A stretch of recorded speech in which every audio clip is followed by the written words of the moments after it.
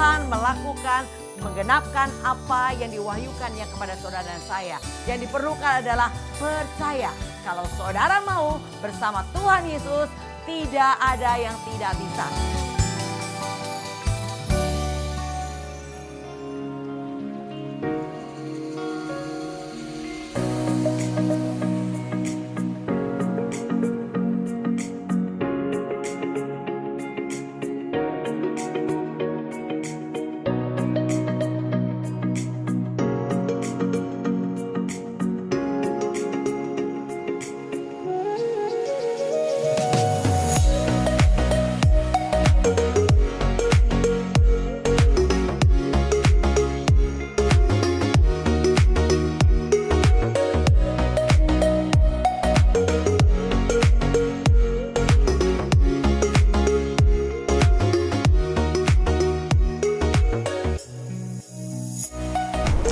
Shalom sahabat Probo, salam jumpa kembali bersama GOB, Generation of Breakthrough.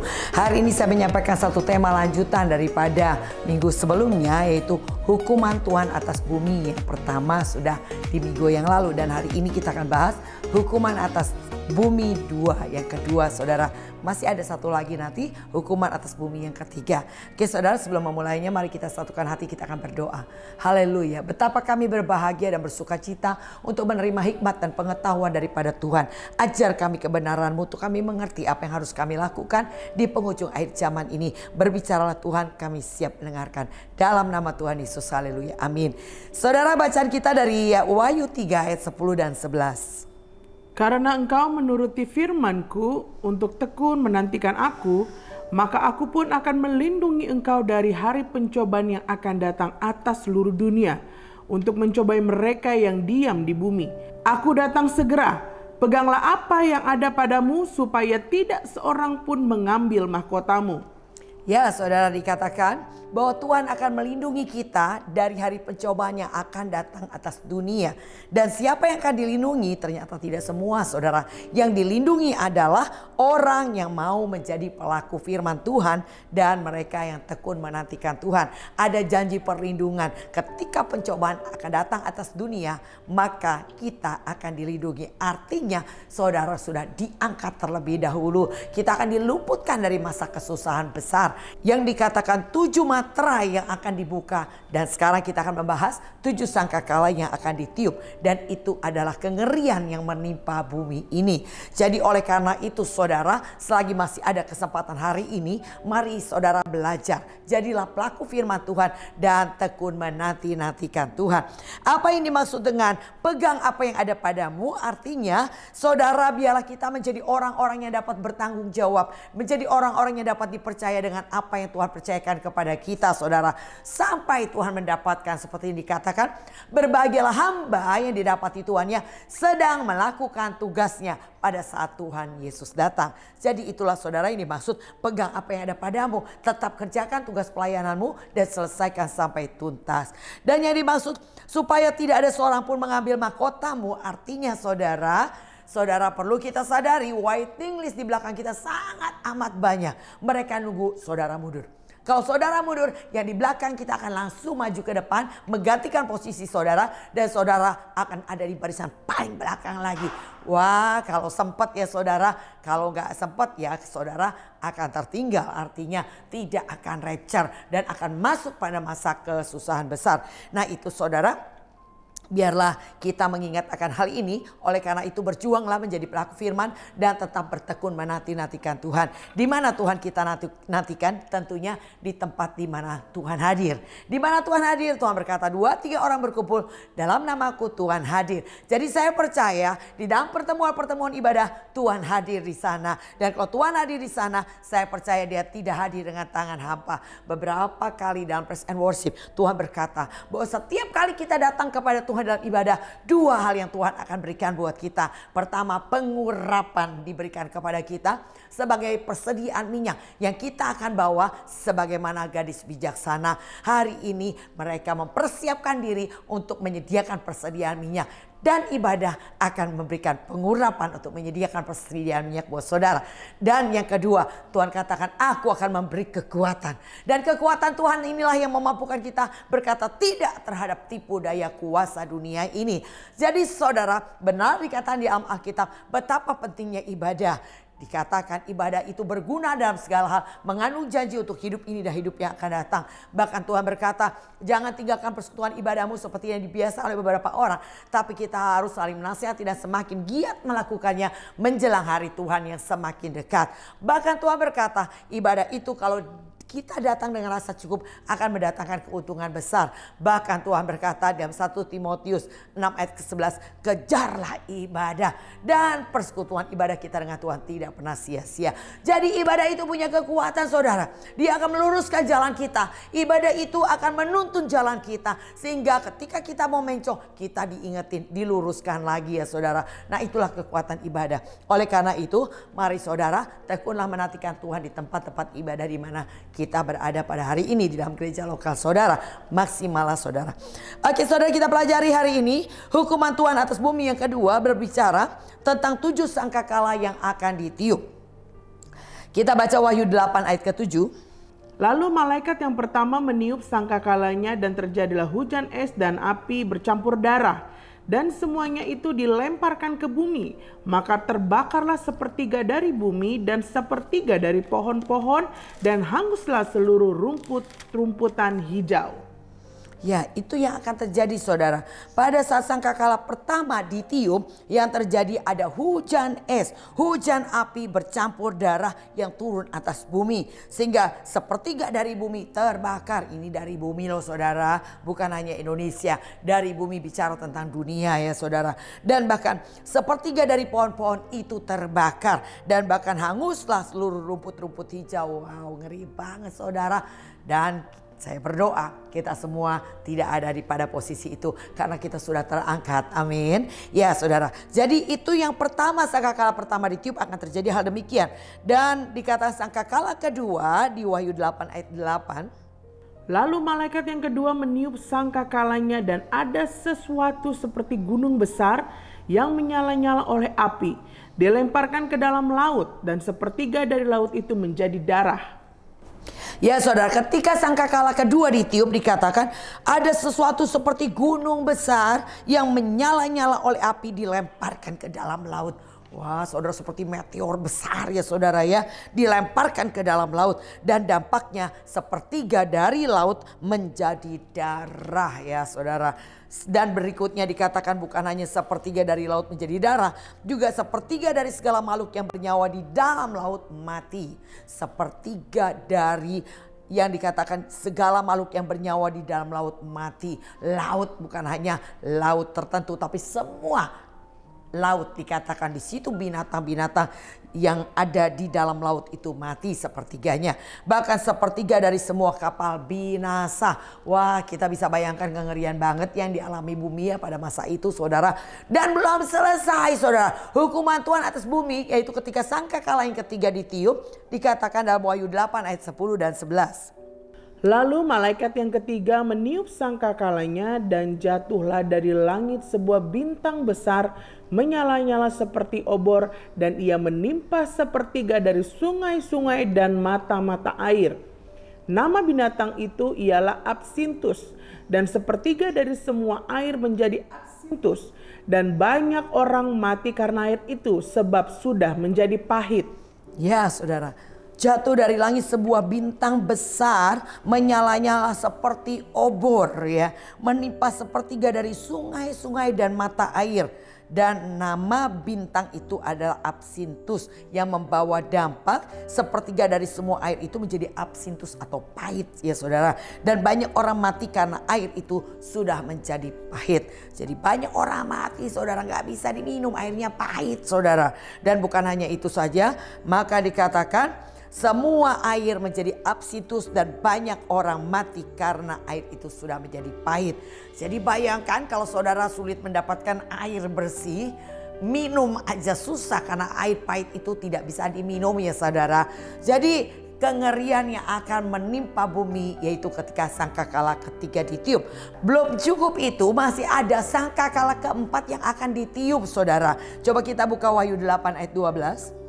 Lalu malaikat yang keempat meniup sangkakalanya dan terpukullah sepertiga dari matahari dan sepertiga dari bulan dan sepertiga dari bintang-bintang.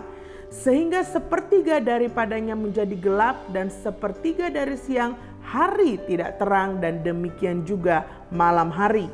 Wah saudara, ini mempengaruhi alam banget ya saudara.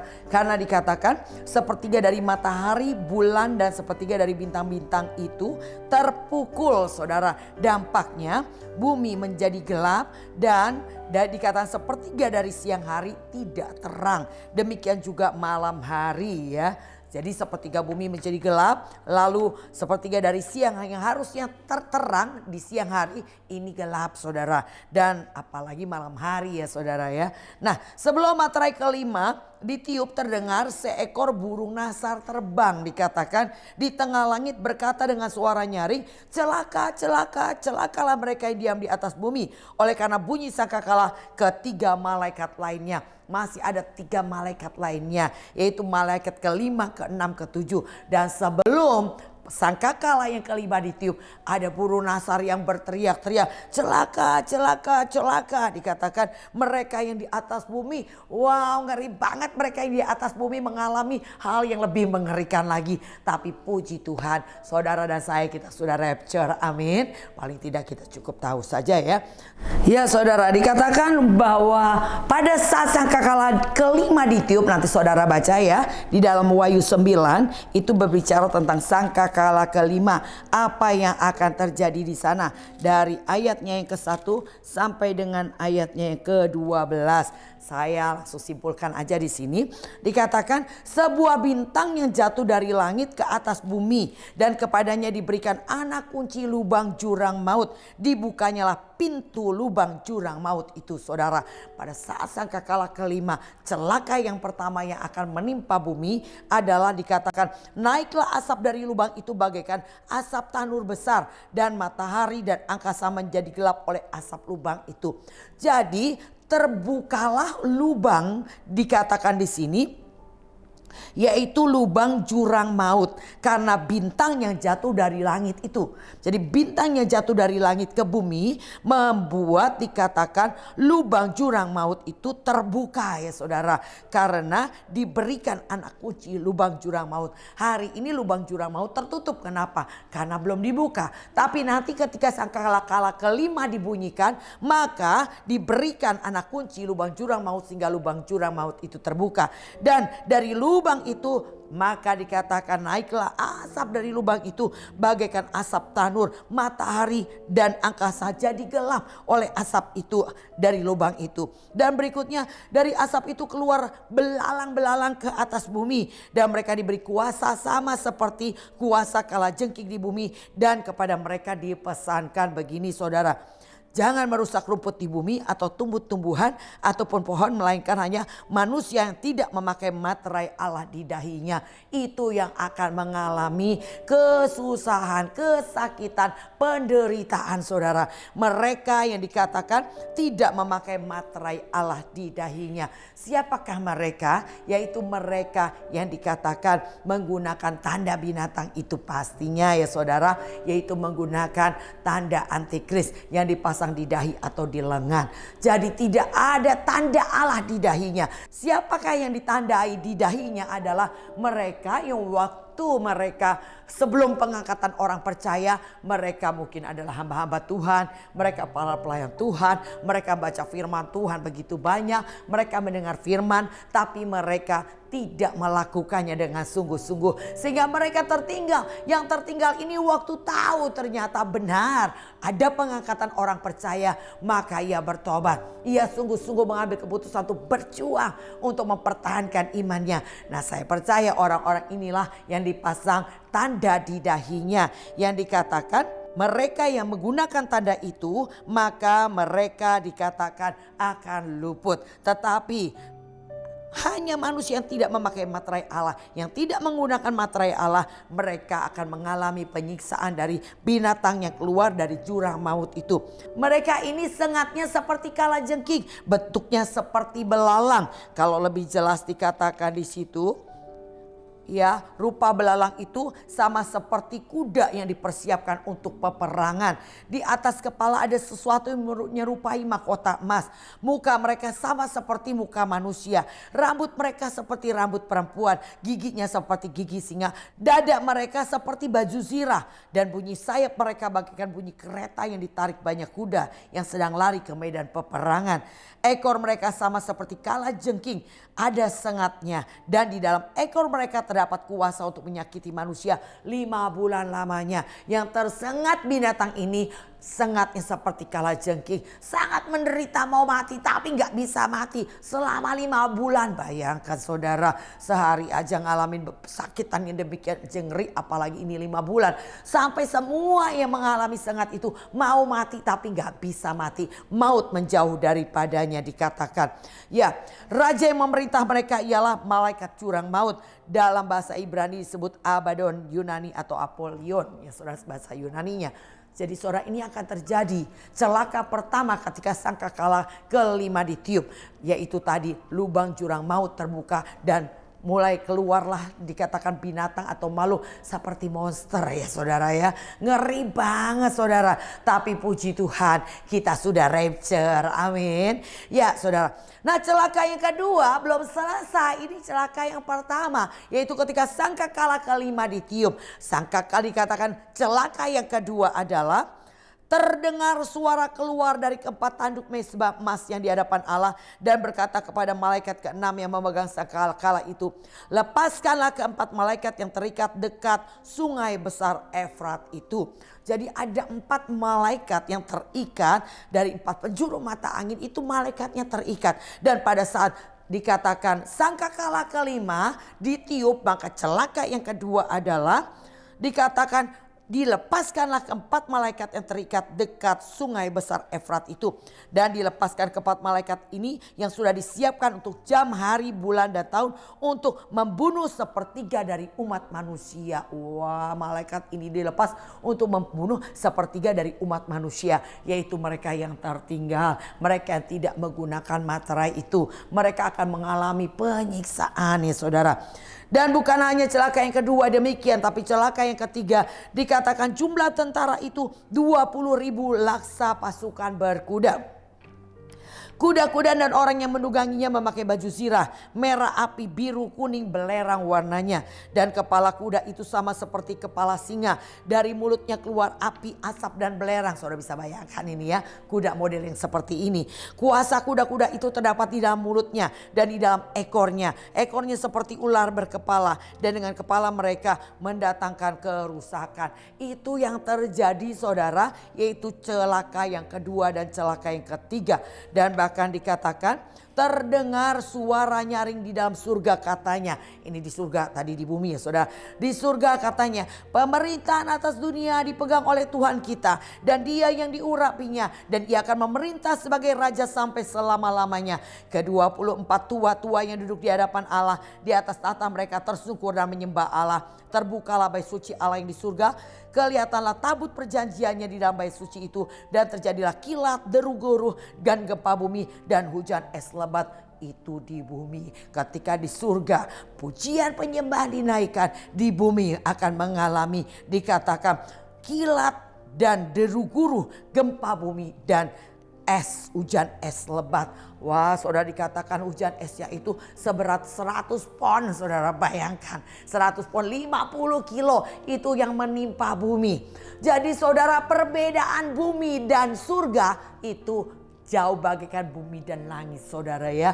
Berbeda. Di surga kita yang diangkat alias rapture saudara, kita akan masuk ke dalam pesta perkawinan anak domba. Kita akan menerima mahkota di surga penuh pujian, penyembahan, pengagungan kepada Dia Yesus Tuhan, Raja segala raja. Dan kita bersuka cita dengan sukacita yang luar biasa. Tapi di bumi mengalami penderitaan, kengerian, kesakitan, ketakutan. Wow, saudara, tadi kita sudah mendengar bagaimana 7 materai yang minggu lalu kita dengar yang di bumi mengalami kesulitan, kesusahan besar. Ditambah lagi 7 sangkakala, di mana ketika sangkakala kelima ditiup, dikatakan ada celaka, ada 3 celaka yang akan menimpa bumi. Yaitu bicara tadi pintu jurang maut terbuka, makhluk-makhluk monster ya saudara ya. Bentuknya belalang, mukanya manusia, rambutnya wanita, giginya seperti gigi singa, sengatnya seperti kalajengking. Wah, itu bayangkan bukan hanya sedikit, sangat amat banyak keluar dari jurang maut. Dan ia akan mencelakai mereka orang-orang yang tidak menggunakan tanda, yaitu materainya Allah saudara. Betapa ngeri pada saat itu saudara ya. Dan bahkan dikatakan terjadi deru guru, gempa bumi dan hujan es lebat saudara. Inilah 7 sangkakala yang ketika ditiup akan menimpa bumi, yaitu kesulitan, kesusahan, kengerian dan ketakutan. Maka dikatakan 2 Petrus 3 di ayatnya yang ke-10 dan 11. Tetapi hari Tuhan akan tiba seperti pencuri. Pada hari itu langit akan lenyap dengan gemuruh yang dahsyat dan unsur-unsur dunia akan hangus dalam nyala api. Dan bumi dan segala yang ada di atasnya akan hilang lenyap. Jadi jika segala sesuatu ini akan hancur secara demikian, betapa suci dan salehnya kamu harus hidup. Ya saudara, itu yang dikatakan dalam 2 Petrus 3 sudah jelas. Bahwa langit dikatakan di sini, yaitu hari itu langit akan lenyap dengan gemuruh yang dahsyat. Langit akan lenyap dengan gemuruh yang dahsyat. Dan dikatakan unsur dunia akan hangus dalam nyala api. Dan bumi dan segala yang ada di atasnya akan hilang lenyap. Ya saudara, itu kengerian. Jadi dikata di ayat 11-nya, kalau kamu tahu itu yang akan terjadi, betapa suci dan salehnya engkau harus hidup. Jadi ayo saudara, hari ini ambil keputusan. Ikut Tuhan, gak cuma sekedar mau ikut. Tapi kita tahu syarat pertama mengikuti Yesus. Mau gak saudara sangkal diri pikul salib setiap hari? Kalau saudara mau silakan ikut aku kata Tuhan. Tapi kalau tidak mau ya udah, mendingan kalau mau panas-panas, kalau mau dingin-dingin sekalian, jangan suam-suam saudara. Orang suam-suam inilah yang membuat Tuhan pengen muntah ngelihatnya saudara. Kadang datang, nggak datang lagi. Datang sekali, 10 kali nggak datang. Datang sebulan, 2 tahun tidak datang. Nah yang kayak begini-begini saudara, orang-orang yang nggak jelas. Jadi marilah jadilah orang-orang yang jelas. Saudara adalah murid Tuhan. Kita akan berada di mana Tuhan berada. Kita datang kepada Tuhan dengan komitmen, dengan integritas. Lakukan perintahnya di setiap kesempatan. Hiduplah berbeda dengan dunia. Jadilah saksi dan terang dimanapun Tuhan menempatkan kita. Inilah saudara yang harus ada pada saudara dan saya. Ikut Tuhan harus sungguh-sungguh. Jangan main-main. Maka Tuhan berkata, berhitung dulu deh. Beneran mau ikut apa enggak? Kalau mau ikut ya saudara harus tahu harga yang dibayar. Tetapi Paulus berkata, juga bukan dia, tapi karena kasih karunia yang membuat ia boleh layak untuk menjabat sebagai rasul. Dan dia tidak menyia-nyiakan kasih karunia Allah yang begitu besar itu. Maka dikatakan dia bekerja lebih keras daripada yang lain. Dan tetapi bukan aku kata Paulus, tapi kasih karunia Allah itulah yang memampukan ia melakukan itu semua, bekerja lebih keras daripada yang lain. Jadi ingat saudara, kita pelajari 2 kali pertemuan ini bicara 7 materai dibuka dan 7 sangkakala yang ditiup itu adalah kengerian menimpa bumi. Tapi ingat Tuhan punya janji bahwa Tuhan akan melindungi dari hari pencobaan yang akan datang atas dunia. Yaitu bicara tadi 7 materai yang dibuka, 7 sangkakala yang ditiup. Bagi siapa? 2 hal saudara perlu catat. Yang akan dilindungi Tuhan adalah mereka yang mau menjadi pelaku firman Tuhan.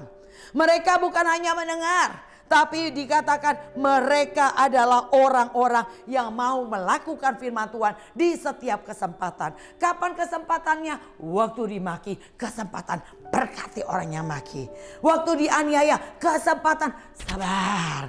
Waktu difitnah, kesempatan jawab dengan ramah. Waktu direndahkan, kesempatan mengucap syukur karena Tuhan beri kesempatan kita untuk ditinggikan saudara. Waktu kita diperlakukan dengan jahat, kesempatan kita kalahkan kejahatannya dengan kebaikan. Nah ini waktunya, ini kesempatan untuk praktekkan firman. Ingat apa yang Daud katakan dalam Mazmur 119 ayat 71. Tertindas itu baik bagiku supaya aku belajar ketetapan Tuhan. Dan juga dikatakan Mazmur 119 ayat 67.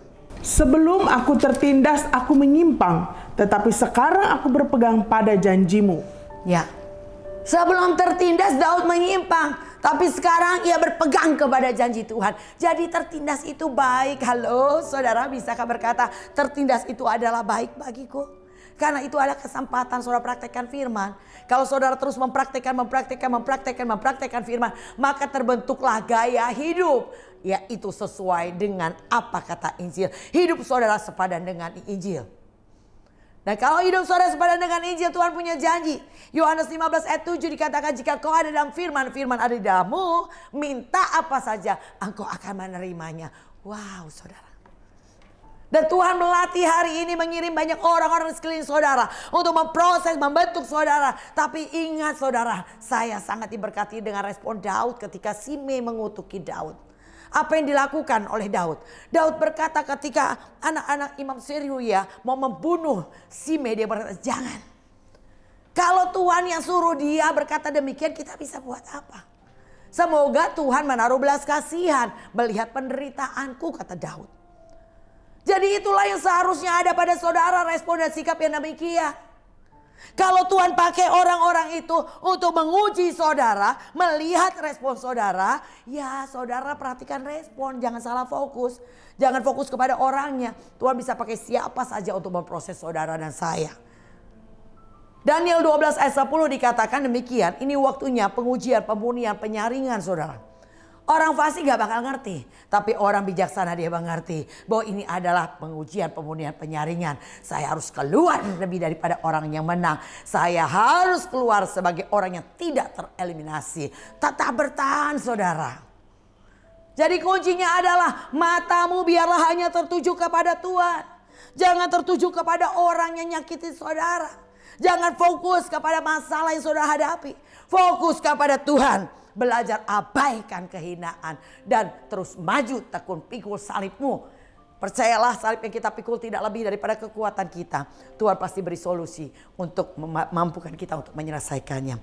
Demikian sahabat Perobos, biarlah pesan melalui tema yaitu hukuman Tuhan yang kedua atas bumi memotivasi kita untuk kita menjadi orang yang mau berjuang. Bayar harganya saudara. Lukas 13, 23, 24 dikatakan. Banyak orang berusaha gak bisa masuk. Tapi kita harus berjuang melalui pintu yang sesak itu. Bayar harganya. Berjuang bukan juga kekuatan kita. Roh Kudus membantu kita, menolong kita untuk kita berjuang. Untuk kita mampu melakukan setiap firman-Nya. Kuncinya cuma mau. Kalau saudara mau, Allah turut bekerja memampukan kita melakukannya. Saudara, saya akan berdoa buat sahabat Perobos. Biarlah kita semua adalah menjadi bagian orang yang dilindungi dari hari pencobaan yang datang atas dunia. Yaitu adalah orang-orang yang melakukan perintah Tuhan dan tekun menanti-nantikan Tuhan. Mari saudara, satukan hati kita berdoa. Bapa, kami mengucap syukur untuk kebenaran firman-Mu yang membukakan mata pengertian kami. Betapa mengerikan kalau kami tertinggal. Oleh karena itu Tuhan, hari ini kami mau belajar menjadi pelaku firman. Dan terus menanti-nantikan Tuhan. Di mana kami berada, di mana kami beribadah, kami percaya di situlah Engkau hadir. Terpujilah nama Tuhan. Hormat kemuliaan kami kembalikannya bagi nama Tuhan. Yang memberi kekuatan, yang memberi pencerahan, dan membukakan hikmat bagi kami. Dalam nama Tuhan Yesus, haleluya, amin. Demikian sahabat Perobos, biarlah program ini menjadi kesukaan yang saudara nanti-nantikan untuk mengerti kebenaran dan melatih saudara menjadi para penerobos yang tidak terhentikan.